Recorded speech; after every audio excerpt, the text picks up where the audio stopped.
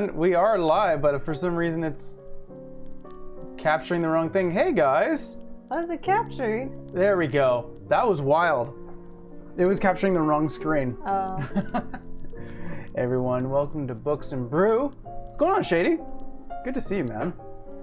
It's Friday. Finally. Oh, I feel defeated. Today was fun though. During, Oris and during my work, we streamed carving pumpkins. I seen. You did? Well, I seen the pumpkins. You showed me. Oh yeah, that's right. I did show you the pumpkins. Yeah, really cool. Honestly, Howard was doing it first. It was a first ever pumpkin carving, and he did a good job. At least I thought so. I thought you did a really good job, and of course, Jordan blowing it out of the water. Did you put the pumpkins outside the office? I left before everyone else did. I hope not, because if you don't line them with anything, they deflate after a certain time. But those pumpkins, I don't know, man. Those are Roy pumpkins. What's going on, Lethal? You got Lethal Weapon in chat. Yeah, I mean, I made the joke, but I was 100% serious. I was like, dude, just do it. And I left before everyone else did, so I'm not sure if producer Mike or Jordan or Howard decided to leave them outside. If they did, that's amazing. It would look cute, but they would mean get stolen. Well, I didn't care.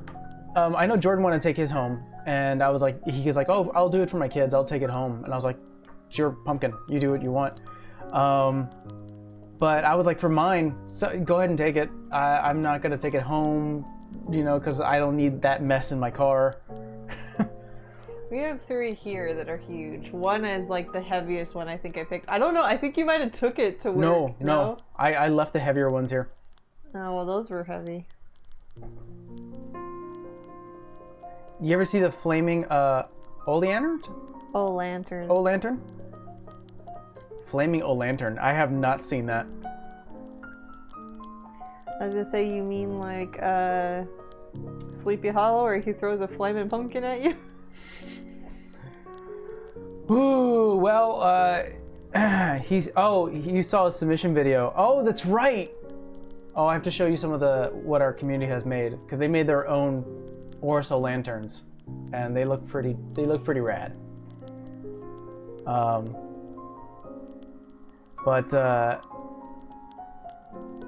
Yeah, no, I know Lethal Sean. I remember he changed his name. I am absolutely exhausted. A lot of streams this week. A lot of stream this month. Yeah. It's been Broketober, it's Streamtober. Yeah. I feel like I've been yelling a lot lately. And that's because whenever I do stream, and you know this. Yeah, I'm not this is not my normal voice. Well, no, this is your normal voice when stream is stream mic, so you are just ant.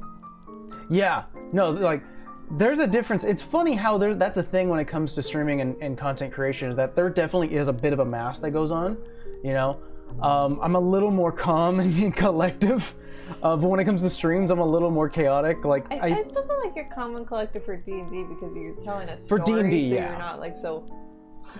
I am definitely a little more chaotic when it comes to Oris streams, because I'm like, how much can I push this? You're trying to engage with people. Yeah, I want to see how much I can go before. It's funny. Howard did come up to me and was like, Mike, I know you like first impressions from your hosts or your co-hosts, but could you let me in a little bit of the secret just beforehand? Because I was not fully prepared last time, and I was like, all right, if you don't want me to get too chaotic. That was funny.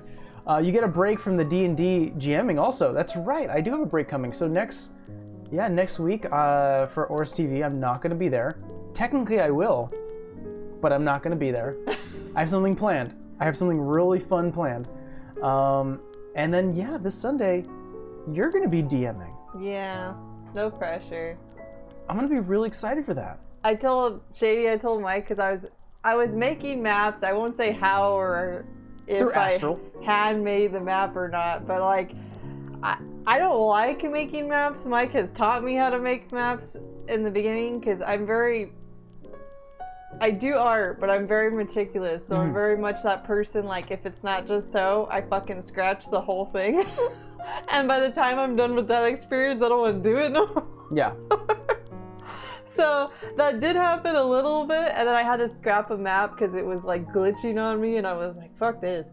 And then I ended up going down a wormhole and creating more maps than I needed to create, and I still gotta finish up like one of them. And Mike's like, it's a one-shot. Technically, you're gonna have to describe some of this, so you don't need that many maps. And I was just like, I know, but, but I kind of went down a wormhole. My rule of thumb when it comes to one-shots is 2 to 3 fights max. Yeah. Because it's a one-shot. You're not going to be going over like a few weeks like a few weeks thing, and all that. Well, the way we do it is generally we focus on RP. Yeah, no, that's the thing else. though. Like, the writing wasn't an issue for me because I very much like Greek mythology, and some of this will be me ad-libbing shit because I'm not a fucking encyclopedia. Even though I have like 10 tabs saved of like weird ass shit on Hades and stuff I didn't even know. So let's hope I remember some of it, but like I think it's gonna be very minimal that's in there, like as far as like points to touch on. Are we glitching or is that just me? No, it's fine. We're actually, for some reason, my monitor is acting, the cheapo monitor I have here is acting up, but the capture's fine. Okay, that's weird. Yeah, it looks very weird on this side.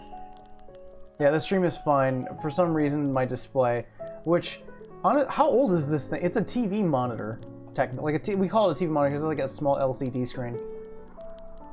It's like 10 years old at least. Not 10. Close. It's showing like some weird thing. Maybe that thing's about to crap out. I don't know. Who knows? I'm gonna get a new one. Anyway. Don't test me now. I've been waiting to get a few new things. Get out of that, kitty. So yeah, your one shot is coming up this Sunday. This Sunday. Only thing I ask of chat is I don't project my voice. I'm fully aware of this. I'm a mumbler. Like right now, I think this is a pretty good tone. This is really good. This is you projecting. But yeah, sometimes I'm loud and sometimes I'm totally not loud. But I also don't understand. Yeah. The balance. So if I'm like low and talking like this, I will try not to. Like we're gonna purposely manipulate the camera angle this time, so I'm like forced to look at you guys. Cause like I have a camera here, and then I have a laptop here, but it's low, and then I have a monitor here. So like all my angles are fucked. Bring home a clip on my. We wear lavs. Yeah. I have a clip. We've been wearing lavs for long. I have like 3 lav mics. One of them broken, the other one fresh for November. Like 4. Yeah. We've had 4 in total. And 2 broken. Yeah. Because we're violent. Apparently. My initial goal, if I had if I had all the money in the world, I would buy a nice mixer, 2 directional mics for us, and everything connected to that mixer, so we can have crisp, clean audio. It's also supposed to be really hot Saturday and Sunday, so I really don't want to put the air on because that does muffle. Like I've actually heard it now. Like I thought Mike was just OC fucking D. Like I do hear it a little bit now that I focus on it. So like I don't feel like that's gonna help me. Yeah, I mean, hopefully it's not too hot. Yeah, maybe it's not too hot. An alternative, we can always have the fan on you. And I usually I'm okay with like heat for a while. Yeah, we have a whole wall of like Jack Skellington and Halloween pictures up here. Yeah, one's like a weird, what do you call that? Like a photo negative that's blown up. And then like there's a ton of Halloween. I live Halloween. I know this looks very streamer-ish like, but that wall's me. That's all. Yeah, it's not. And half our rooms in our apartment are just like either witchy themed or Halloween themed. That's why Mike makes the joke of like, oh, your wife likes Halloween decor. Is she decorating for Halloween? And he's like, Halloween? Halloween, no. This is house decoration. Yeah. I just don't do the kitschy Halloween. Like I like the sciencey stuff or like the wannabe shaman stuff because everybody's like, oh, you like Halloween, you like those bowls with the feet sticking out, and I'm just like, that's cute. That's but cutesy. that's not my deal. That's commercialized Halloween. Oh, everything's commercialized, but like that's super commercialized Halloween. That's like a grade school. I want to see Shady. Put in Discord. So what I wanted to go over today, as our title shows cases, is I wanted to go over session 42. Real fun fact though, but I'm gonna date myself because, I mean, we already said I'm 30, but I watched Nightmare Before Christmas when I was 2. So I was my first movie in movie theaters, and my dad said, like, I guess I got my hand stuck in the popcorn because I'd never seen a screen that big. And he was like, and also you weren't heavy enough to weigh down the seat, so he had to put his leg down so I wouldn't flip up. Yeah. You mean yours wasn't a like a recliner? Yeah. That wasn't a recliner. Those old school seats? Yeah, those old school seats. What are we drinking? I'm drinking water because I think I'm coming down with something. Hopefully not. Hopefully not. He's got his vaccine. I've got a lot of things coming up. We have our weekend streams, and then next week I have we have the vacation. So this is why I keep arguing though, because I don't know about your office, but my office does this when we go like hot to cold, hot to freezing. I'm just like, dude, this is how people get regular sick. So. The funny thing is, Shady, whenever it comes to holidays I'm looking forward to or vacations, I get sick. I get sick like a week before. And it is a mad dash. In the before times when it wasn't the Rona, it was just a cold. It was everything else. Like, he literally walked up to me and he was like, I'm getting sick. And I was just like, here, take these 3 things, do this. and it's a mad dash to see if I can heal before it. You know, or like, it's giving me a week. Hopefully I can kick this thing in a week. If I have anything to say about it, I will. Thank you. Yeah, Amber definitely does take good care of me enough where it's... He just doesn't ask me anymore. I was take this. Okay. Oh, hey, it went away. Here, I'm gonna put this in general. Ugh. Want to see. That's from Shady. So, session 42 was a big one. It's not very often, at least, it's not very often in any D&D game where you actually... I'll be sending a list of remedies. I will be taking those temple. I'm excited. You guys fought one of the big bad baddies. Which I feel like we're still not done with, but yeah. How so? I don't know. We all agree that our actions have repercussions, because, you know, you kill one crazy bitch, there's a bigger, crazier bitch behind that bitch. Okay. Quite literally in this game. Yeah, I got him on the zinc, vitamin D, vitamin C, and then he did, like, the cold remedy. I want to know why people are concerned, but beyond that, let's start with the beginning. You entered in the Tri-Peak Laboratory, aka the Genesis Laboratory. Yeah. For those who are out of the loop, Genesis is the name of the group I gave of these, like, kind of... You kind of designed them off after the Body Snatchers, but, like, not really. No. The Genesis is basically like slavers. Except instead of, like, you are our slaves, they go, you are... instead of you are slaves, it is like you are our experiments. Like we will do whatever we want with this body. You're now donated as a body. Yeah. Well, no, I just felt like that because they were all going, like, how do I put it? Like, she gave them an order with the symbiotes to, like, go pretend and, like, blend in and act like, you know, people that would belong there. Oh, I see. So that's what I mean, like, the Body Snatcher reference. I'll donate $10 if your wife whipped creams pies you right in the face. Pfft, I'll do that for $5. If we had a cream pie. Yeah, if you give me a pie, I'll do it for free. I got a good arm when I throw stuff on Mike. This is literally our relationship. It'll happen. It's like, you don't have to pay us. We'll just prank each other if we feel like it. Yeah, we're little assholes. Like, fun fact, my mom even looks at us weird. She's like, you guys are like little kids or like frat brothers, because you don't act like you're married. You just act like a little pain in the ass to each other. No, she might. Devil's like, I want to get paid. Well, you have to pay for the pie. I don't want to. So Genesis is essentially an off group of individuals who very much worship the word of Queen Evergrey. So in any government or giant bodies of like political parties or things like that, there's always that offshoot who like go really extremist. Genesis are people who are extremists, and they follow orders.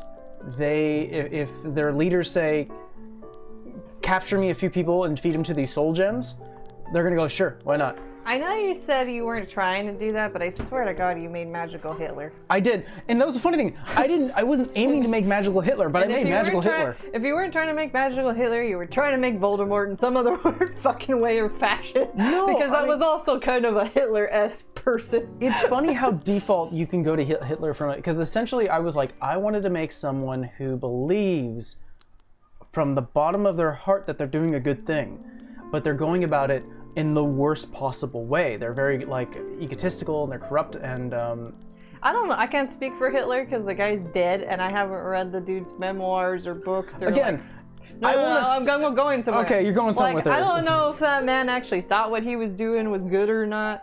Voldemort knew his shit was bad. The only one that you can actually compare him to is fucking Lily too, is Thanos, because Thanos literally thought that was the best course of action for the fucking universe. I think Thanos is a good comparison for what Lily is. She believes that, unlike Thanos, who believed that there were too many people, too much overpopulation, and not enough resources, Lily believes that there are multiple ways to cast magic. There should only be one way, because the other ways you don't study. You don't know the ins and outs. I'm taking a vitamin C chewy just in case. Just in case, smart. I don't know, it's always you, man. I am OCD enough where I just stay in my bubble away from your ass. So a lot of the extremists within Genesis, where a lot of people are going, I agree. These people should not be allowed to cast magic. You had an interaction with a Genesis member back in Arrowfield who had called you, I think they called you like a... Perversion. Yeah, perversion of like they didn't say the word, but essentially calling you a perversion of magic. She did say the word. No, of magic. Magic. Yeah. And you caught on, which was perfect. And then when you finally, going back to episode 42, you entered in the laboratory. What was going through Vera's mind when you're like, okay, we found the invisible wall, we're entering a lab. What's going through her mind at this point? I know you got annoyed with me because I wouldn't go in there. I wasn't gonna go in there. No. Not there yet. We're not there yet. We're going in order. I don't know. I think we were just trying to prep. I think our whole time we were just like, we know this was gonna be a bitch. And we just had a little bit of detail. Like the fact that we got any out of that one chick was amazing, but at the same time it was like, all we can do is really fucking prep. And I told you this. I was just like,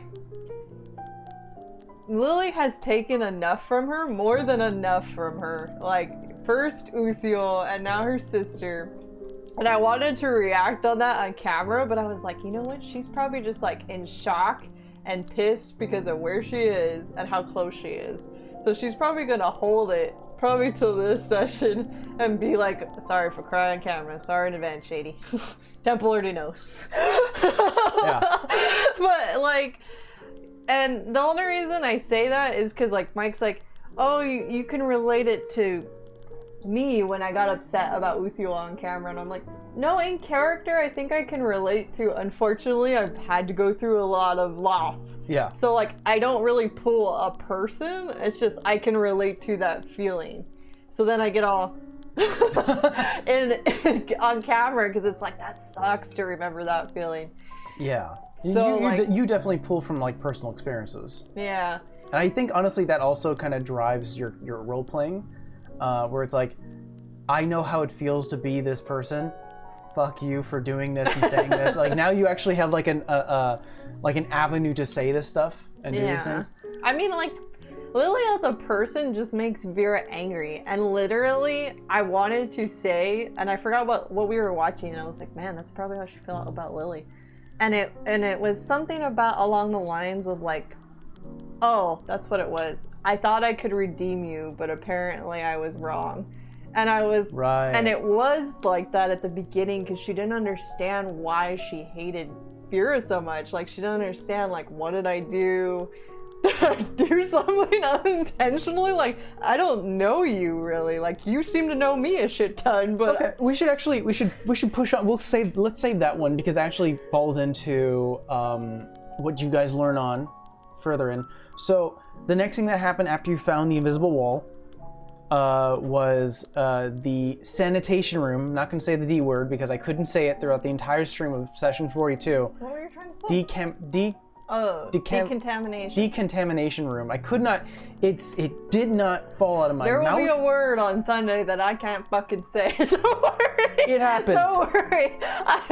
I do that in real life. Yeah, it happens.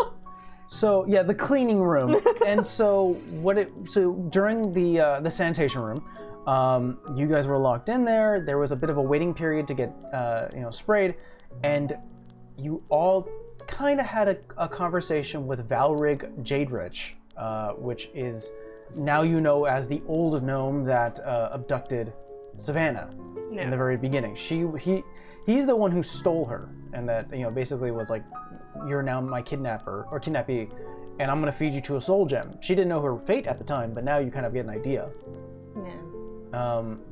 Which is kind of like, I mean, that's a lot to take in to think about. You almost turned into a soul meal. I think, correct me if I'm wrong, Temple, I think Savannah had that realization. She did. When I don't remember if it was like maybe the very last one we got, or maybe second to last, because the red one we didn't know what the fuck that was then. Yeah. And the first one, I don't remember if she figured it out when Igno figured it out, or it was on the other one we got. I think Savannah had an idea when you guys took the I believe it's the green gem, or no, it was the purple gem from I can't remember. The Earth Genasi, or no, the Earth Genie. Well, maybe it was when Miles. It might have been the green one because Miles explained what it was. Yeah. Actually, it wasn't Igno. Igno disintegrated one, and then we asked him to study the other. So I think it was the purple one. I think it was the. I'm forgetting everything. It's turning into that. But no, so you take notes, folks. Take notes. Take notes. So you guys had a conversation with him, and all he asked for was when the time was right to just let him walk away. And he would not basically like alert the guards in the station that you were there. Yeah. A while ago I did. I believe with Miles because he explained everything. Yeah. Yeah. Oh, hit my ring. Miles definitely felt like it almost was like something he owed to Savannah, because it was like not only were you like the originator of your clan or your group was his friend, but also you were also the one almost, fed to it. So it's like, boy, there's a lot more in common here than what I'm realizing. Going back to session 42, so all he asked was for a safe escape. I have to ask Vera this, as well as Savannah, Temple, if you guys have a feeling. At that moment, you're still in the sanitation room. At that moment, did you honestly were going to let him go safely? I wasn't. She made the promise. But the thing was, like, I was watching, I told this to you, I was watching what he was doing. And if he stayed true the way we were matched, I wasn't going to do anything because we had too much shit on our plate. Mm-hmm. But if he did get into the fight, that would have been bad. I thought it was hilarious that, like, Lily caused blind and deafen, and fuck her for counterspelling my lesser restoration. But the other part of this was funny on Rolly, because Rolly couldn't hear or see anything, and he just rolled a dice and was like, I'm going to go in the direction of Valrig, which he didn't know. He just knew he was going to go that way. He felt the closest wall and started to go that way. He said he couldn't feel, though. So yeah, he shouldn't have felt it, but it's I allowed it to happen because I didn't want the stream, the encounter to be that boggled down. Oh, okay. There's some things I allowed where I was like, essentially sensory deprivation. The way the spell works is that you don't see here. Yeah, it's essentially you are in a sensory deprivation tank. Yeah. And I've heard, because I've never done it myself, although I want to. The temperature. I do, and I don't. You are just like floating, and all you feel are those slight bobs from the water. Yeah. And so that's why I was like, you have some idea, but it's really difficult. Well, I was saying it was weird that he went that direction, because I really thought for a second that if he actually hit him, Valrig may like dispel or remove whatever the effect was on him, just to like get out of the fucking way and be like, hey, I can't have you fucking hitting me. Like, you don't know what you're doing, but I can't have you fucking hitting me. So I was like, maybe. And then he didn't do it. He just like went around. And I was like... So it was funny. He bailed. I honestly hope that Lily was going to react more to him fleeing, but this isn't over. Lily knows how Valrig fights, and she definitely was a little more preoccupied with you guys. So when he started to go, what do you want me to do? And she was like, fight. And then the next round he was like, bye. And she's like, fuck. I mean, he not only by that promise, but he just seems like a slime ball and somebody that's out for his own self-preservation. So I mean, like, it kind of didn't really surprise me that he was like, deuces, I'm out.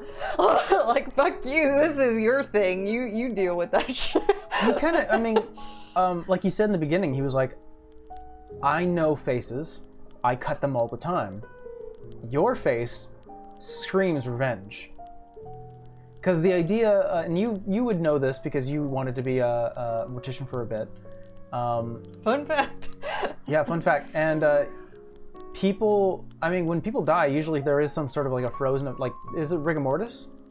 Well, that's not a frozen face, so to speak. That's like a muscle spasm. So basically you can like get up, or you can move, or it's fucking weird. The idea, the concept I was playing around with is like frozen after death. You know, you got hurt, you know, You're not like a cat where you're just like... I've seen those pictures. Works. That's not how this works. Like, most of the time, like, close your eyes and like you're still. Unless you're in like a horrible accident or you just did something where you stay like that. Cats die like that. They die like they're frozen in fucking fear, and I don't know why.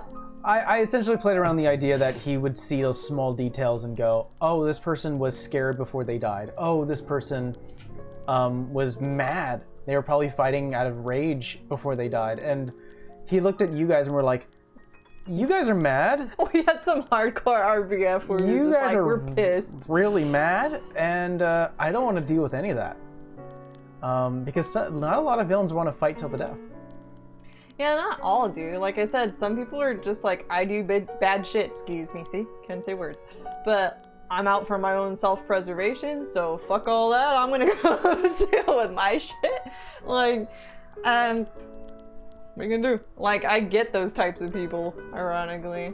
So, you guys left the sanitation room. We ain't gonna say decontamination. Nope, that ain't gonna happen. You were being helped by Valrig for a bit. He was sort of making sure that the guards were a little more distracted. Not fully, obviously didn't want to make it obvious, but you guys made it upstairs. And upstairs is what I like to call like the time of discovery.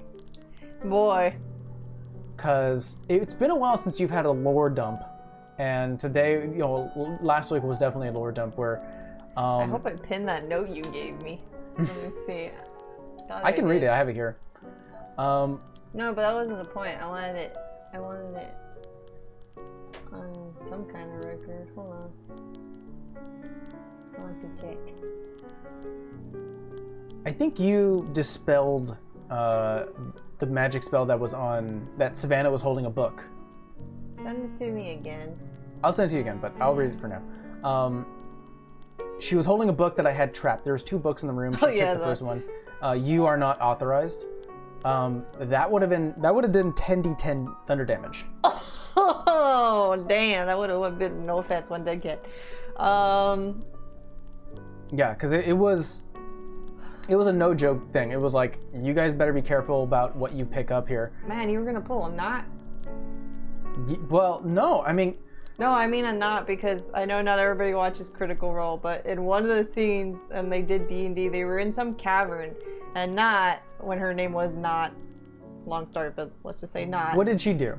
She walked, they said, oh, like, Jester made a comment like, oh, there's a chest in her room, and the one time nobody said like, oh, let's go check it out, because it was like high circumstance why they were in there, and they were like, she was like, should I not? And then she was like, I'm just gonna go for it, because she's a little goblin, right? She wants to go look in the thing.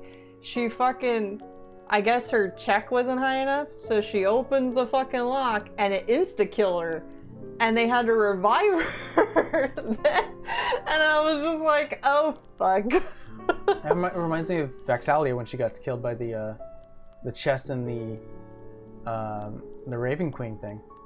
No. So, poison dart in the lock. I don't remember, but I do know. So, the whole idea was that. I don't remember if it was a dart, but I just remember it was like an insta kill, because I think she had to roll something. She failed, and it was you're one and done. So the way I had it for the trap was that she was trapped like this. Yeah. And the only thing she could do was flip a page.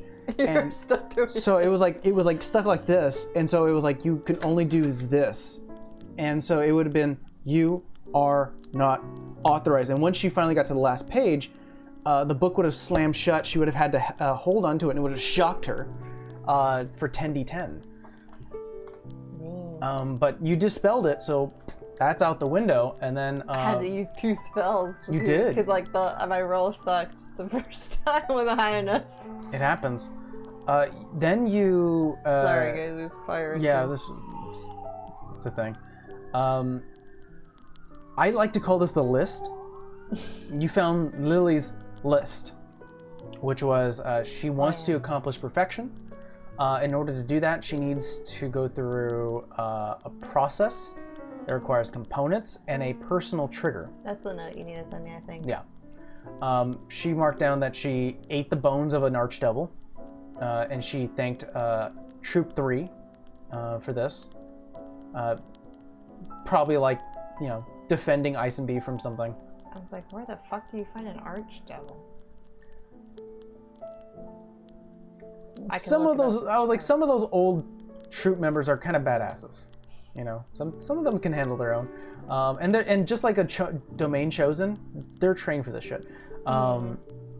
Sacrifice 100 souls of pure hearts, and with Genesis at her beck and call, you can get a sense that she can do that no problem. Capture the voice of a celestial. And she made mention of Miss Templeman. Yeah, the other general. Who was the ASMR general. Yeah, the other general. I wonder if she remembers that shit. Be like, hey, I need you to testify against a crazy lady, because I kind of killed her.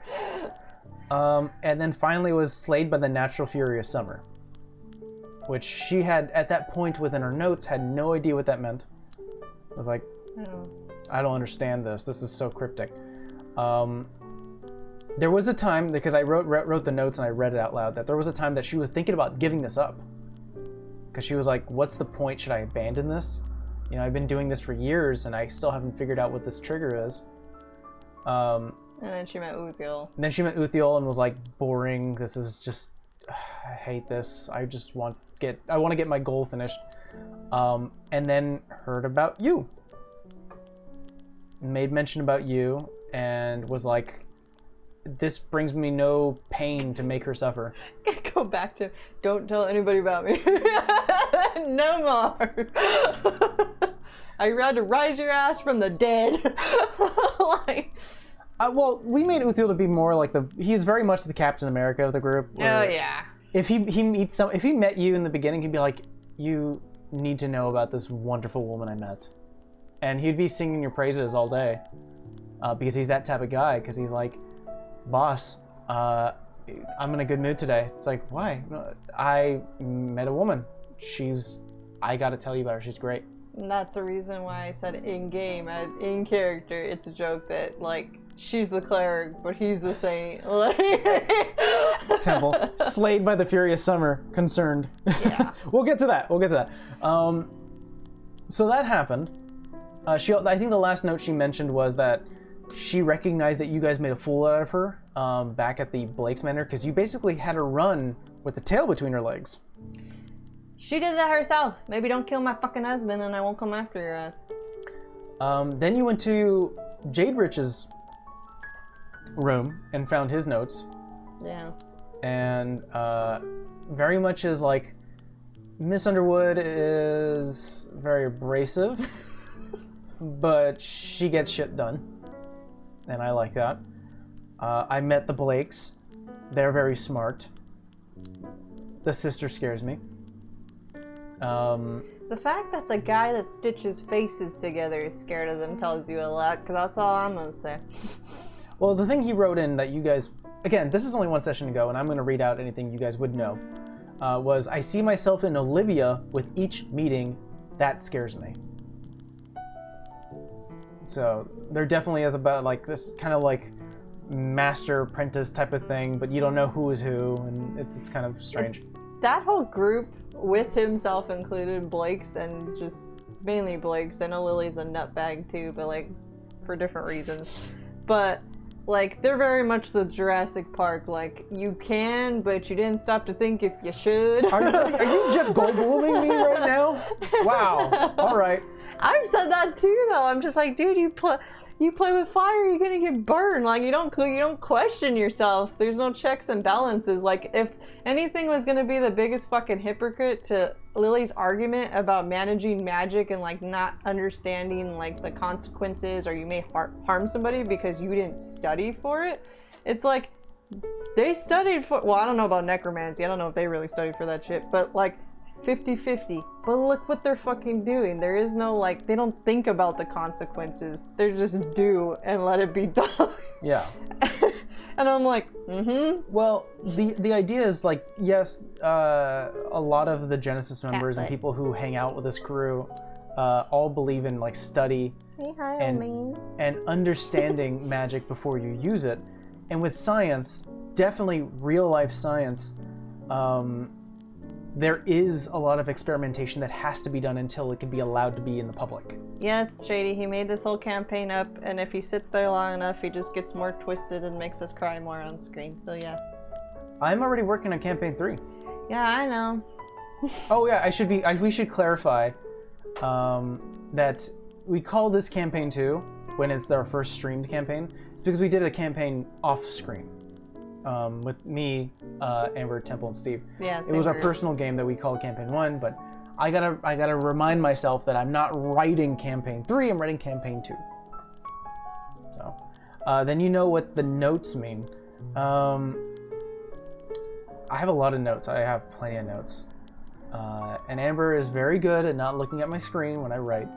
And you're all the way over there. I have positioned my monitor in a way where she can't see some of my notes. It's like this is my DM mine. screen. Mine's positioned against you, so you only see the back. These are our DM screens. Absolutely. So you can't see my shit. And then when you walk by, I have to close it. You know what the Slayed by the Furious Summer is all about. Yeah. That's what, even though... No, yeah, we do, because that's what Vera's name means, is summer. That's why she was so interested. Amongst other reasons. We also found out why Savannah was able to get away from Jade Rich those many months ago. He did make mention that the ocean breeze extract that's used for neurotoxin is filtered through tabaxi body, like tabaxi biology, much faster than everyone else. So that's why, that's actually kind of another reason why Sheba was not killed, is because Jade Rich definitely wanted another tabaxi to start experimenting. And Savannah got away, so one just shows up on his... Somebody should clip that. He gave me kisses. He did? On my nose. Oh, buddy. Hey, you finally caught it on camera. Nobody ever sees him do that. Yeah, I mean, it's one of those things where, like, you showed up on my mountain. Hey, I didn't even have to go look for you. And the last thing I think Jade Rich mentioned was that he heard about another woman, Tabaxi woman, who was at the think tank ball by the name of Kat. And after a quick chat with Mr. Wage, he informed him that she was not a part of the Striped Leg clan, which is the other Tabaxi clan within my world. And I'm kind of curious if he's referencing Toon. Yeah, Toon Wage is his name. Hey, tell about you, Savannah. I was wondering of that why Shiba was captured, because you got out quickly, and that was his first capture of a Tabaxi, and he was like, "Huh, she got a lot. I failed. I gotta do this again." She composed herself very. I want to learn more, and that's what he did say. Like after all that stuff, he was like, "It's not ideal, but I'm learning." So he's that type of person who doesn't see failure as failure. He sees failure as a learning experience. Don't we all? I mean, you should, technically. That's actually a healthy mechanism. The great thing is I like taking those positive reinforcement mentality things you should be having and going, that's bad. This is good. Yeah. I didn't kill you right, but I'm learning. So that's what again, that was all... Y'all keep that in mind for Sunday. That was all information dump. That was all... Second floor was all information dump. You guys headed back down to the first store. First floor, I should say. Yeah, I'll kill you better next time. It's fine. I'm not worried about it. You guys went downstairs and Rolly made the big brain move of locking all the guards in the barracks. Yeah, well, we told him to put the door there. I mean, not the door, the chair there. I was like, can you lock the door? The ladies. He helped with it, and I was like... Yeah, he just, like, broke it apart so he could physically lock it. That's right, you guys came up with the plan. I was gonna say that we were probably the most...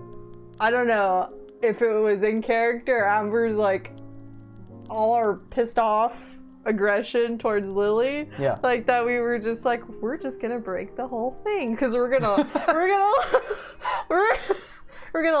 the guards in the hole, and we're gonna let out the creatures, because fuck you, your problem now, you made them. And we're just gonna fucking poison the shit out of the scientists while we're in there.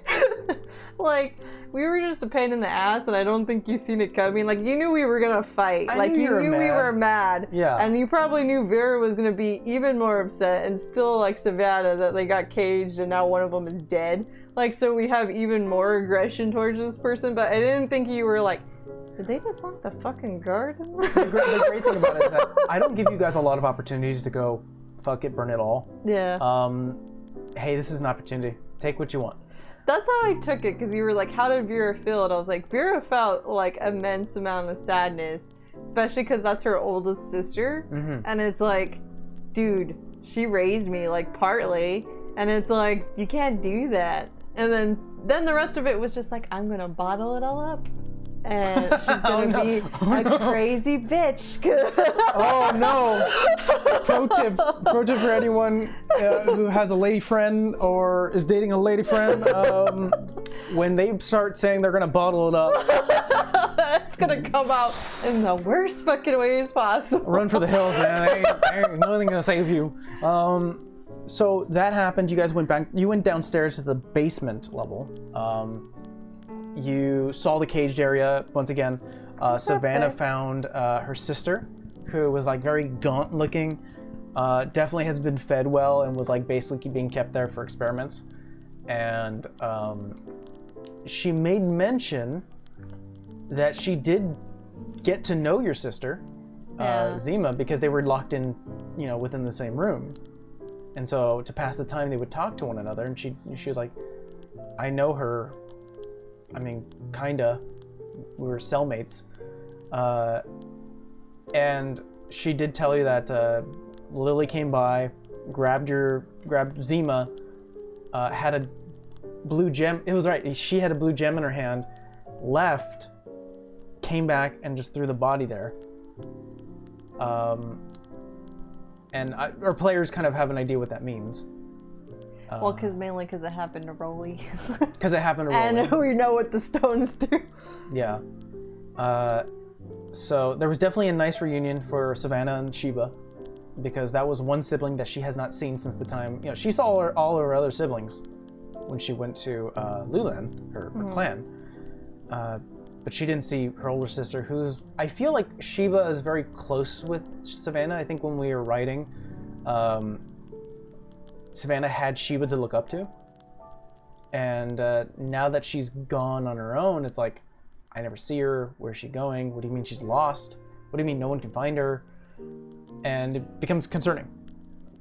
I think maybe part of that, and obviously I'm not Savannah, but I feel like it's a weird feeling, character or in real life, to know that like the person, and that's like a very much a little kid thing, but I still feel like it's an adult thing, but like the person that you look up to or like think is the strongest, the smartest, the whatever it is, like can be brought down a peg is like a shocking feeling, I feel like, in character or in like real life, because you're just like, wow, I thought the world of this, and you don't think any less of them. You're just like, I feel like that rattles you. You're just like, what am I gonna do if that happened to them, like it's kind of like a reality check. It's surreal. Like, I think a really good experience that I think anyone can have this experience is when like they're young and their parents are law, and the moment you see your parents starting to break down, like are confused or can't be an adult at that moment, and you have that instinct to see that outside and go, wow,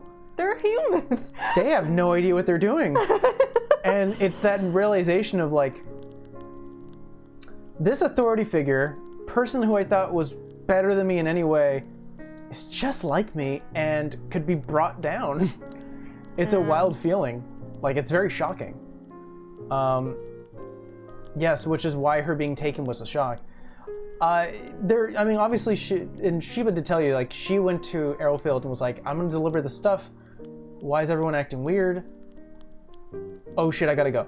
And was being pursued by an entire town, and that definitely is a distracting thing to even to an individual as skilled as Sheba. Sheba's... Yeah, I mean, even a really powerful person on a whole town is just like, yeah, I don't like the odds here. Yeah. So, and yeah, there's some guilt. There probably is that too. So you sent... Yeah. I got a major guilt trip right now. Why? Oh man, like I told you I'm gonna have to tell somebody this session, and I will try not to ruin it, but like... You don't have to be specific, just you want to say some feelings. Yeah.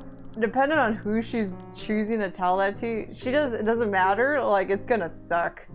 Like if it's Uthiel, it's not gonna suck as much because it's like, your other half is the person you cry to, like it's still gonna suck to tell him, but it's just like, he'll take it in stride and do whatever you ask to like help fix it. Yeah. But like if she tells her relatives, oh boy, then it's like, are you gonna see Daddy, man? Like, she doesn't know, like, because she's never seen that capacity of her parents or her siblings. I don't think she has. At least I don't know. I don't think you've ever seen your siblings your parents. I've seen them mad or like angry or upset, but not to the capacity of like you lost your child or you lost your sibling, because it hasn't happened. No. So it's just like, I don't know what that would look like. I will say that there's something instinctually there that like Veer would know, especially for Cyrus, your father. His brother is missing or like trapped within the Feywild, and that's already losing, like that's like someone outside your grasp, of a family member, his brother, and now add on top of the loss of a daughter, it's gonna be like... I just feel like it sucks. Not that you're supposed to play favorites, but I'm like, I don't say he's the favorite because he wants like 5 million kids, but I mean like your first one. Yeah. Like your first kid. Zima's his first. It's like, damn. So that's happening. We'll definitely explore that tomorrow. See what happens. I'm looking forward to it. That's why I said I'm sorry for crying, y'all. It's just gonna happen. True. It'll be a little bit of snot. It'll be all right. Then when it came to, this is where I was talking about. This is where it comes into play, where you went to the actual laboratory of the Tri-Peak Mountains. You definitely didn't want. What was the meaning for that? of not going into the room? Prove a point. Was it to prove a point? It was to prove a point that she was like, listen, like, not only am I wrapped in your shit, but you've spread it across multiple fucking towns that even we're not from. But like, you've threatened my family, you've threatened the families of people I know, you've threatened like my friends' family, and when I say people I know, I mean like Mary and like the troop and all, like people that aren't related to me. But like, and it's just like, you can't keep doing this. And on top of that, like, even if I remove friends, family, or whatever, like, Vera worships Palor for the balance aspect. When I was trying to find a god for her to be the cleric of, I was like, what would make sense for her, for unity? Yeah. Well, there is an aspect of Palor, if you read enough fucking shit, he is life and balance, like light and dark. It's a balance. And she was like, I can't let this person keep doing this, because even if her beliefs are the best of her fucking beliefs, she's killing innocent people that don't deserve to die. So it was like, not only are you fucking me over to the max, and my friends, like, you're fucking up the whole world. Like, I gotta take your ass out, and I'm over your fucking shit. You come down here, since you love me so much. I do have to say this, as a DM, not playing as characters, not playing as NPCs, things like that. As a DM, thank you. Thank you very much for letting me do a monologue. I have not been able to do a monologue forever. And I was like, she's gonna have an evil monologue, she's gonna go on about her own beliefs, and how maybe these words will turn you around. And I was like, I know Rolly is usually the first to like get hot-headed and act. Vera's right up there. And at that point, I was like, probably Vera's gonna be like, F this, throw a spell. So I was like, I hope they give me some time. And you guys did, thank you very much. Oh, I knocked out the guards though. I was like, nah. You did. Also, I will, because you guys, and this is letting you guys know behind the scenes, I think you guys walked away with less than 2-digit health, like hit points. Yeah, you had 10 points. No. 5. Oh, you had 5. You're doing this. This is 10. So you had 5 hit points. I know Savannah had like 6. And Rolly had 6 too, I think. Rolly had 6, yeah. He either had 5 or 6, I don't remember, but we were all in the same fucking range. That's how I kept yelling at Temple till I was like, you better fucking kill her, because her turn was after mine, and I was like, if I don't kill her, she's either gonna bounce or she's gonna kill us. So, and if I go down, y'all are fucked because we can't remember the fuck. Hold on, I'm gonna sticky notes. Let me pull up my Xf.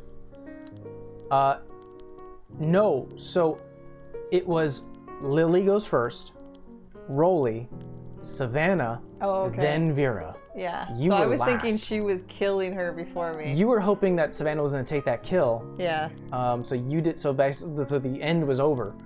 But you didn't. She didn't hit her enough. Yeah. So Savannah did some damage. Definitely did some damage. Legendary action. Lily attacked again. Yeah. I think that's what brought down Rolly to like 5 hit points, and then it was like, Vera, you're up. At the time, she had like 22 hit points left, and I was like, you could technically end this, but if you miss, it's gonna be her turn, and she could fucking she had still a couple of spells left, and I was like, she can wipe you out. What happens if you stand on a D4? I can't even see who that is because of your blue. Who is that? It's Lethal. Oh, sorry, Lethal. I'm old. Because the blue does not blend. Stepping on D4 is worse than Legos. Yeah, equivalent. I think it's a rock, paper, scissors, and what's the worst? No, Temple, I mean, you hit her. Like, that's all I could ask for is that you fucking hit her. Like, I think if I remember bitch had a correctly, lot of hit points. Since she was engaged with Rolly, I think Savannah did jump up and do like. She had sneak attack damage. She did like 20-something odd damage. Which was a good chunk. It just, like, she was she-bitch and just couldn't be brought down. She had a fucking counterspell too. Yeah, don't feel bad because if you didn't do what you did, there wouldn't have been enough push to. She would have taken down one of you guys. Also, a really interesting thing that I have to say, she was doing something with her attacks, and you didn't heal throughout the entire match. I thought it was till the end of my next turn. You were doing chill touch. No. There was something more. Oh, okay. There was something more. She was doing something where it was preventing healing. Well, I took my whatever big ass potion. But after. you did a spell where you did the siphon. Mm-hmm. The first time we saw Vera, I was planning to use it against her because I was like, oh yeah, she don't think I can learn spells. Well, I learned that one, bitch. Let me show you. And it's funny because I was like, it's really interesting you use that because the way I told you was that she was doing something of preventing natural healing spells. Yeah. However, you used a smith spell that was like siphoning off energy and transferring it to someone else. So which wasn't actually a healing. And I was like, technically it's healing. Technically it's not healing. It's a necromantic spell. It won't be affected by whatever she's doing right now. And so I was like, yeah, you heal Rolly for 20, 40 odd points. Yeah, I think it was 34. I was like, that's heavy. That was a good roll. That's a good roll. Because if I didn't, he would have been out. I will say this. I think about it. You can, and Temple, you can tell Steve this. Prepare for level 11. That's getting close. You're not there yet. We're not there yet. You're not there yet. Just get ready. I think depending on how next session goes, you may end up getting it maybe a little late in the game. Maybe 3/4 the way there. Who knows? No, D&D. Anything can happen. So you finally took down... I appreciate your puns, Lethal. How many trolls can light a candle? Just one, but he's extremely cautious. You know why? No. Trolls, I bet they don't like fire. Trolls can't regenerate when they get hit with a fire attack. Oh, okay, I was right. So it's kind of fitting that Vera, this villain that was pretty much made for Vera, as everyone else, she's had a hand in a lot of people, but specifically you. You took the I wanted to, but then I didn't want to metagaming. I mean, I guess it's not metagaming because I read the list, like in character, like I knew what she needed. Yeah. And I was just like, I don't think she cares. Like, she knows what she worships. I know what you're trying to bring back. And it's just like, and I already know somewhat what you're doing with the fucking Blakes. Like, God knows I only scratched the surface, or we've only scratched the surface of that. But she was just like, you've taken enough from me, I'm done. Like, I don't care what comes after, I'm gonna take you out. Because you're the instigator and all this shit. I have to, just so this is poetic justice, I have to ask, what color was Vera's hair during the final guiding light spell? I mean, she didn't change it, so it was probably blue. But it was probably a mix. It was probably like flickering between red and blue. Mm-hmm. Because she's literally holding that energy. And she still is. Kind of hard. Kind of hard to change it, yeah. Like, but I mean, her name means summer, so I don't know if she had to be in full color to slay the bitch or what, but it is what it is. Well, yeah, I love Vera, and I wanted the bitch dead, but I really don't want her to have... really didn't want her to have the final kill. Is what it is. I mean, I could honestly see that Savannah had a plan, you know? And the really funny thing is, I was not expecting you guys to catch on to those glowing orbs. I'm like, it's just set window dressing, they're never gonna figure it out. And then Savannah was like, I'm gonna destroy them all. And I'm like, yeah. Well, I asked you if they were pulsating, and you were like, yeah. Yeah, they were. And that's why I hit one to see what it would do, and then like it cracked. And then you said something, and then I think she caught on that it was like, oh, we gotta get those out. Yeah, so there was definitely some experimentational magic happening within this laboratory, and something that might be connected to Lily's two symbiotes that was upon her. By the way, I introduced the symbiotes kind of a few sessions ago, like maybe a long time 10 sessions ago. A while. Maybe a little less, but I like I do have like Felix's character stat. You know, he has his own stats. Yeah.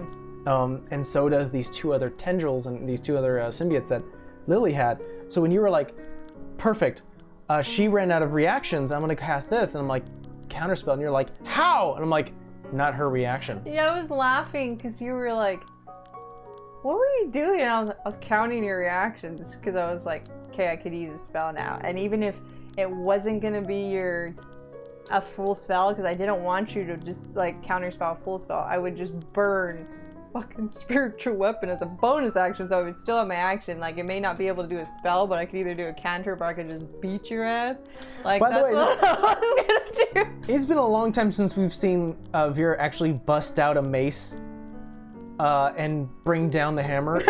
We haven't seen that in a while. So Yeah, it's it's kind of mainly spells because I lethargic. could do a lot of damage. But she was like, fine, if spells don't work, I'm just gonna beat the bitch to death. Like, this is fine. So where we ended 42, episode 42, is you guys are currently standing over the now split in half body of Oh, I thought she turned into ash or something. I don't believe she did. Oh, okay. I'll have to recheck, but I don't We're believe gonna she have did. to incinerate that bitch. Savannah's gonna have to light it all on fire. I think the last thing we heard, or last thing that happened before she was split in half, was she was like cackling. Yeah, she was. And that was pretty much it. Maybe check her body for shit, then set it on fire. We could do that. Sure. Maybe with the mage hand though, because her dumb ass is probably booby trapped. No pun intended, because she's a woman and she probably got GGs. But you know, She's a very good-looking woman. Like in terms of- objectionable. That personality could kill him every time. she did have a new. Did you see her? She had a new image. I don't care. All right. She could be fucking Miss America. She's still a bitch to me anyway. I don't care what you look like. I think Savannah's use of Mage Hand is. Dude, the mage hand is the paranoia safe like you do it. In one of these. It's such a nice tool to have. And then we burn the lab. Yeah. Yeah, we take whatever we can use, either information or items that won't kill us, and then we burn that shit. You haven't even looked, like, the lab has still been untouched in terms of, like, you know, searching, and then We should there's- take those down flowers, if there's any in there. Oh, the blue ones? Yeah. Yeah. Fuck little gremlin, whatever his name is, fucking Dexter over there. Oh, Valrig. Valrig Jade Rich. I love that name, by the way, Jade Rich. I think I may end up using that for Nick's new campaign. I think I found his last name. Dude, we ain't even, what level are we now? 50? 50. Yeah, once that's over, I think I'm gonna have my. I already said what his first name is. It's gonna be Davis Jade Rich. I love that name. I thought the lab was the only room we hadn't gotten into, or you said there's 2 rooms. I got hiccups. You are standing in the lab proper. There is one door you haven't explored yet, and you haven't really looked at the lab you're currently standing in anyways, because you immediately went into a fight. Yeah, we gotta thoroughly search that shit. And then the other room, like, Temple said. Yeah, so Temple called it, and she was like, plus I think there's a room we haven't went into. Exactly. Yeah, I can't remember if it was just the lab or something else. But yeah, there was a lot to go through, and I think it's I didn't think I was gonna pull off that nature check, but that was okay. mm-hmm. She was like, wanna go play? Holding it in, man, holding it in. It's funny because when I was looking up like gorillas and monkeys and chimpanzees, and I'm like, all of them can be regressive. Let's not be honest. Let's not be kidding. Let's not kid each other. I think chimpanzees are worse than gorillas. That's why I made the smaller one worse. Yes, they are absolutely worse. And they don't seem like it, because you're like, oh, friendly chimpanzee. And they'll just like run and grab you, and they'll start tearing off your arms. Well, maybe the silverback gorilla would be like, I'm gonna run to you, but what the fuck are you first? like. That's what I gathered from when I was learning about that crap. But it was just like, I remember like chimpanzees are like, oh, everybody thinks they're cute in the zoo, and they're like the worst. They're the fucking worst. They'll tear off your hair and everything from your scalp. It's the worst. Next session is gonna be pretty wild because I feel like now that the direction is gone. I used divine intervention. Thank you. That's right. So I think that's the final thing we need to cover is that you used divine intervention, and your god told you that the soul has been consumed. We can't do this here. Yeah. We need to go somewhere where I'm more connected. So you need to bring her to a temple of my domain. So. That's her next objective. The moment she gets the fuck out of there, she's got to go send a message. You have to head back to Arrowfield, obviously. No, I know, but I got to find out where a temple is. I know it's not an Arrowfield. Yeah, I mean, you know for a fact that there's a temple in Isenby, because that's where you studied. But we'll cover more. You can ask the question again, and we'll roll. We could definitely, when you go into one temple, they can tell you, "Have you ever visited our other ones?" You know, so you can roll, and we'll see what happens. Yeah. But I'm excited. There's going to be what I like to call kind of like a partial downtime. You guys just came off a downtime. Mini. It's going to be a mini downtime. You're not going to have a lot of free time, but there will be some shenanigans of like, if you'd like to go to a certain city, you can do so. Yeah. I really need to stop carrying around dead bodies, man. For reals. You're always carrying them around. Uthiel. But I just flavored it that she basically, in those types of moments, she just, like, she's not weak. She has a pretty good strength, but, like, and athletics, so, because they're linked together. But she was just like, nope, I'm just gonna fucking hoist and let's go. We're not dealing with this anymore. Let's go. That's adrenaline strength. That's what I would call it. But yeah. I didn't expect that. I should have, because when you initially, and I told you this after the session, I was like, I technically did ask you, is this like before when she tried to use a message on Uthiel, and you were like, well, you're not sure, because it's either or. It's either she's in another plane, and I was... Well, another thing that was crazy was that you were feeling some sort of disturbance. Remember, there was sort of, like, I described it as like a magical fuzz. Yeah, like that was preventing, that was coming from Arrowfield. So, there was something in Arrowfield, you guys stopped it, but essentially there was some sort of disturbance within Arcane Energy, and it was one of those, it was even more difficult, because it was like, you can't tell if she's dead, on another plane, or you just simply can't connect because of this disturbance. So it was like, well, then what the fuck is it? It's like, you don't know. I think, like, she kind of, like, that was her fear, but she was like, I'm not accepting that. I'm not accepting that she may be dead. And, like, when you said it, she didn't, like, truly accept that that was the answer.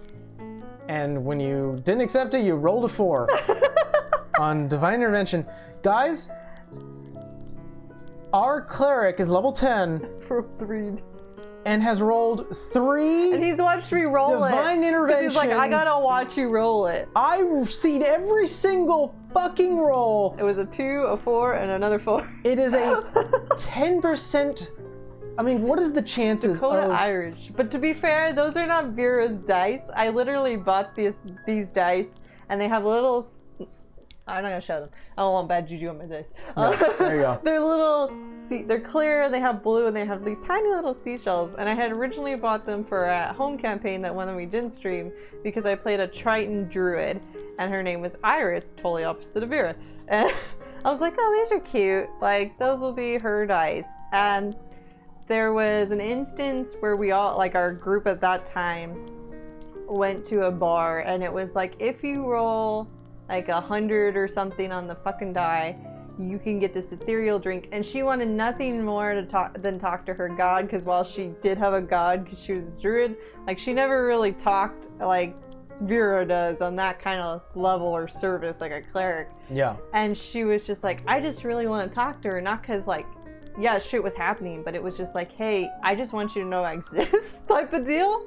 And, like, I rolled it twice, but the thing is, we were in a bar, and I was like, look at that shit. It was funny. It was funny. It was one of those things where I was like, all right, you succeeded the first time. That's rare. Fine. You get to see your god.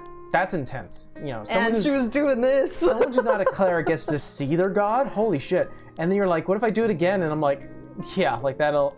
Oh, you rolled again, huh? All right, she sees you. I had to pay for the drinks. I think I had to pay for like 2 more, and then like I rolled it again, and then it rolled. I was like, you get to see, now the god sees you, and now you're on her radar, and that's sort of what opened the bridge. Yeah. There was a communication there, but we're talking from another campaign. I remember both me and Rolly were like, really? And yeah. I didn't believe it either. I was like, can I go see? Oh, Steve, sorry. Rolly. I was like, can I see? And she was like, yeah, here it is. I was like, But you made it because she had so many drinks to get to that point. You were like, she's probably sloshed. And I was like, well, she's still gonna try and have a coherent. Yeah, I was like, try to communicate with your god drunk. Huh? Yeah, do that, please. Hey! Hey! I love you! I love you, God! Hey, brain tech. Oh my god. Yeah, that was wild. But yeah, I used those dice, and I remember, like, I remember when we had our last downtime, I had just got Divine Intervention, and I was like, okay. Because I was level 12, you get Resurrection, which wipes you out. Like, once you do that spell, you can't cast any magic until you take a long rest. So my full intention was, I'm never going to get Divine Intervention. I'm going to have to wait till level 12, and I'm going to have to go out, trek all the way back to wherever the fuck Uthiel is, raise his ass out of the ground, and then be wiped and have to, like, hide and protect myself, because then the crazy bitch is probably going to come after me. Could you imagine that there was a chance that you would have never rose Uthiel? Yeah. You would have kept it. Imagine if you just rolled, like, you were not rolling it. It would have been like, fail, well, you fail, let fail. me, because you said we had 2 weeks, and you were like, you can technically roll once a day. You can. And then you can take a 7-day rest. Yeah. Yeah. After you succeed. Day 2. Yeah, Fucking day 2. She's like, first of all. I was so anxious that whole week. I was fine, and then, like, when we got closer to, I know I'm shaking the desk, sorry. When we got closer to Saturday, I was like, fuck, I hate the anxiety that I have, because I felt like, I was like, man, she really like, not just Amber, but like Vera would really want this, like, to no ends when she want this. And I was like, what dice do I pick? And I was like testing different ones, and I was like, you know whose dice I'm gonna use? Those fucking weird ass dice, which is Iris's dice. And I think I rolled them a couple times, and I had gotten under 10 like 3 times, and I was like, those are the ones. Thank you so much, Brain Tech. Hopefully you're having a good evening as well, man. Appreciate it. Thank you.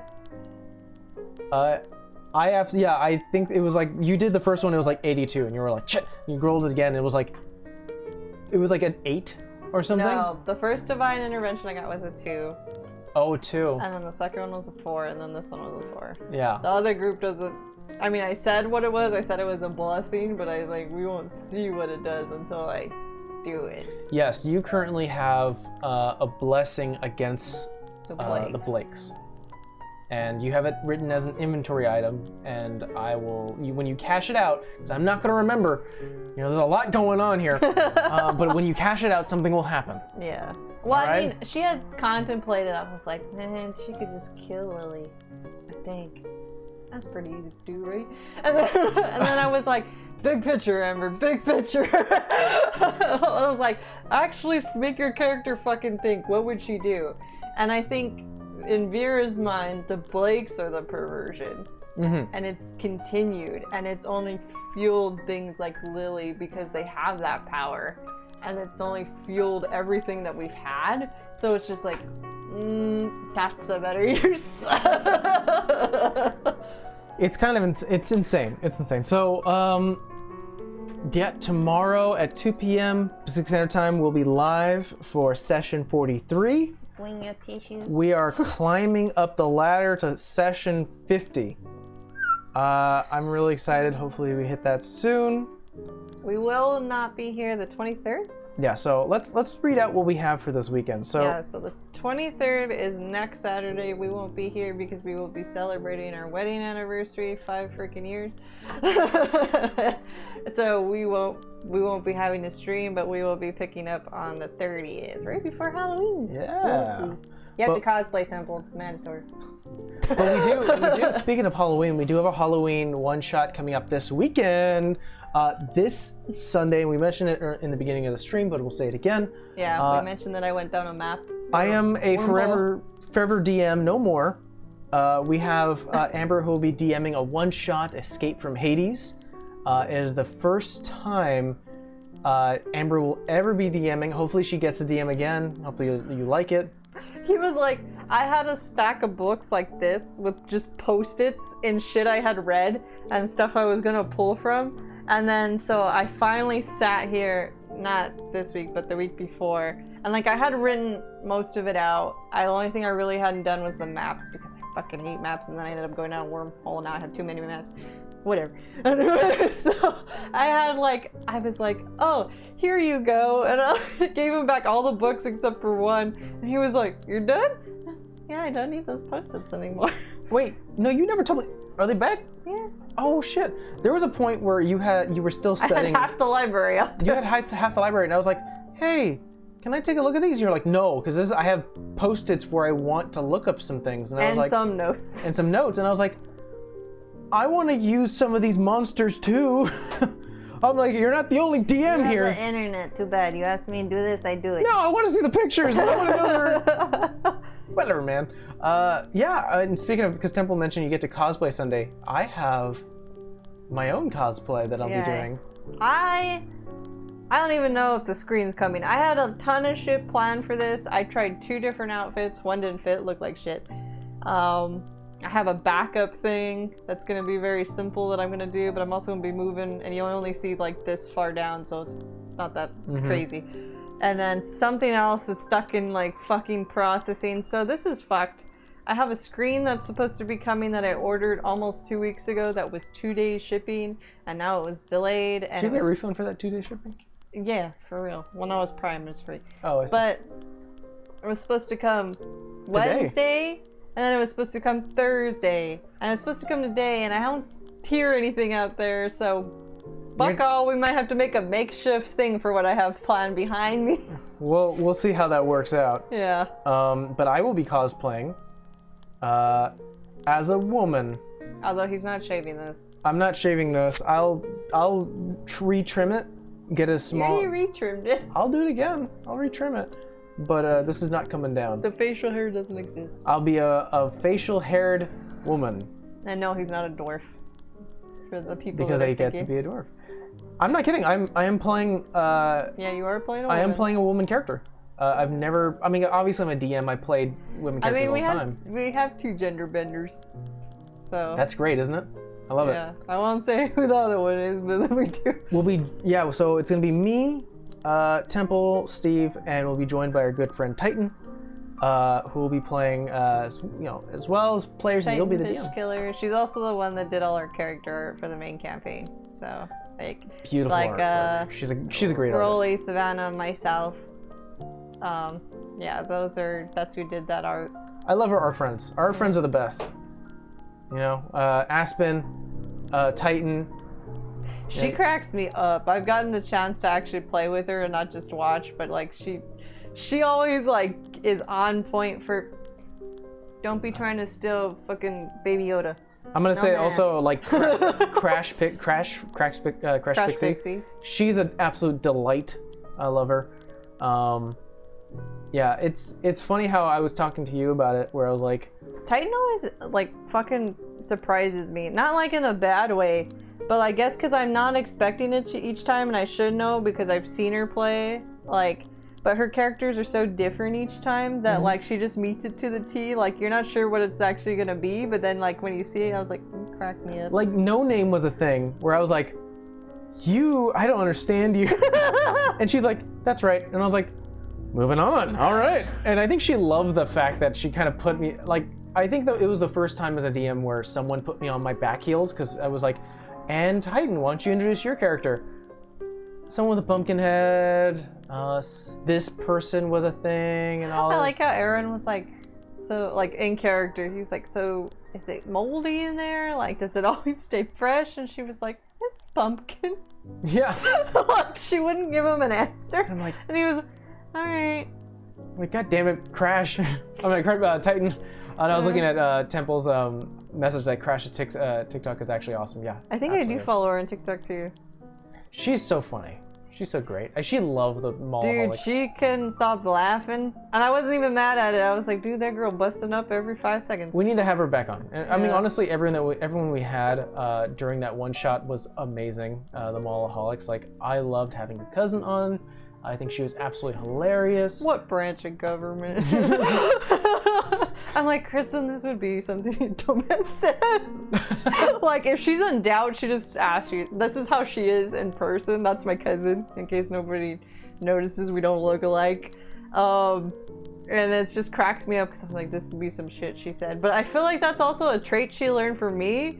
because we've always grown up with each other, and I babysat that girl. So I was like, she probably just said that shit outright, and I've been teaching her bad habits. It was like a more socially awkward Amber who I was playing with. Galil, aka Mad Master Design. She was an absolute blast to play as another Vera, ironically enough, which was really funny. And then Violet, who played the what was it? I think she Goliath. She played the Goliath. Yeah. I think was Violet the Goliath. I think so. I might be getting your characters mixed up. I'm really sorry. Again, I might be getting sick, but hopefully not. Hopefully not. But they all were very fun to play with. We have to get them back. I was telling you that I had a sequel for Mallaholics. Yeah, by accident, thanks to me. It always starts with one thing, and then it. What did they call it? Mall Rage, or was it? No. Mall Panic. Oh, Mall Panic. Mall Panic. I like that. I like Mall Panic. Yeah, that was right. All because of 2 words I said. So, I would love to run another one shot with these guys. See if we can get another. I won't say when, but I literally told Mike, for the record, I do have anxiety. I ain't proud of it, but you know, I'm a little human doing my best.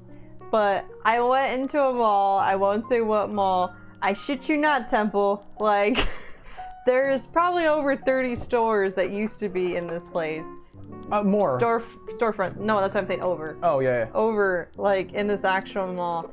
And maybe all of fucking 10 survived the pandemic. Maybe 10.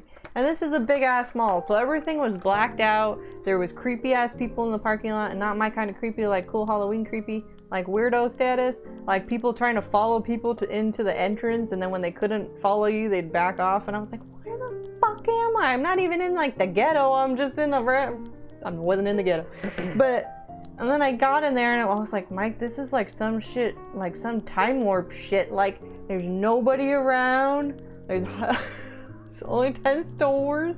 Everything's blocked out. And I'm just like all 5 people up in this mall. Real quick. Damn, Lethal. Oh, if you ordered an Arcane sticker, thank you so much. Hopefully you enjoy it. So I came home and told Mike that I had Mall Panic, and then he was like, that'd be a great one shot. And I was like, I need reassurance. I don't need a one shot. I gotta double check with myself. I forget my own swag, but I think I can wear it tomorrow. I have my Arcane. I actually really like my Arcane shirt because it's soft. I also like my Gina Lee shirt because it's like that weird t-shirt. I don't even know how to say it. It's like a baseball t-shirt. Which sticker did you get, out of curiosity? Mainly because I am absolutely in love with the new Books and Brew sticker that we have. Cauldron. The cauldron, which I made you do. I think that's really cool. I think we're gonna keep it. I still think it could be better, but I was so anal about those bubbles and shit, and Mike's like, what do you mean I don't have it right? I was like, you don't have it right. Oh, the die cut? Yeah. The actual logo of the Arcane Focus is absolutely beautiful. Yeah, you get a lot of compliments on it. I don't have the colored tee. I have the white outline over black. And then I have the Gina Lee tee. We need to get some Gina Lee stickers. We have Gina... Hold on, kitty. I don't think I can go that far with this mic, so... Actually, I think I can talk about a little while you do that. I'll talk about our. I have a cat in my lap. So we're right. The moment your one shot is over, we are going to start promoting the next one shot, which will be happening next month. I know. It's getting kind of insane how many one shots we've been doing, like one shot every month. But I've absolutely loved it. Oh, Gina Lee. Oh, kitty hit his head. Yeah, they made this. They made this, and then our Arcane logo in Just the back. Beat It 21. Yeah, Just Beat It 21 on Instagram. Can you move your butt, sir? Thanks. So,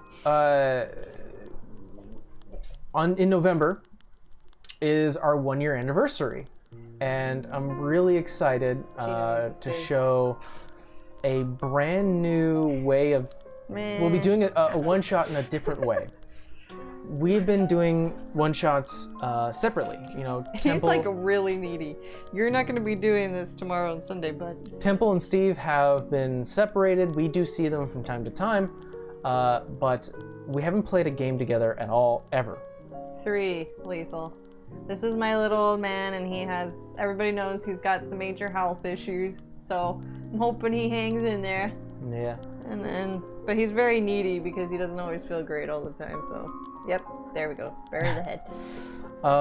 So November 13th, we will be going live. That's a Saturday, so we won't be doing a Magic at Mazda that day. But we'll be going live Saturday, and we're not. I thought we were doing the one-shot Sunday. No, because we have to recover. Okay. We're older now. Shh. Don't tell nobody. Yeah. So we'll be going live Saturday, normal time, and drinks will be involved because we're doing a bar crawl. And we're all going to be playing Genasi versions of ourselves. We're all going to be playing ourselves in a campaign. Don't spoil it. That's as much as I'm going to go. But it is going to be a bar crawl. I have something really exciting planned. It is going to be everyone face to face. So I have to find a way to actually broadcast that in a different way. So I'm really excited for that. Yeah, I think it's going to go well. Back to Lethal's question about the kitties. We have a certain cat that likes to steal, what is it? He likes to steal D4s and D8s. That's Binks. Yes, he does. He waits till I have all my dice Temple. out, and he's just like, mine. I may ask this though, when it does come down to that one shot, everyone bring your own drinks, because we're going to be drinking a lot. I feel like we got enough alcohol. I mean, we're not because we're alcoholics. Me and Mike are one of those people that it's like, oh, that looks like a nice bottle.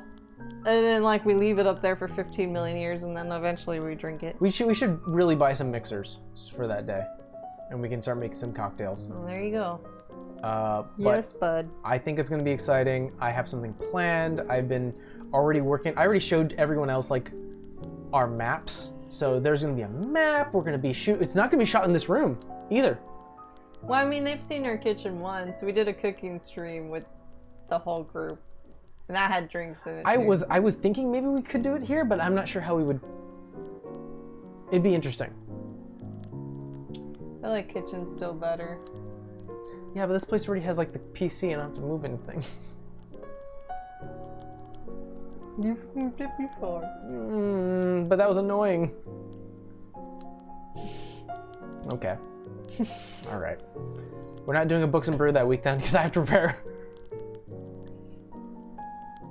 Hey, we got to trade off. No. But it's a 1-year anniversary. I think it would be great. And also, I'm not thinking of doing it in the kitchen. I'm thinking of doing it in the living room. Oh, man.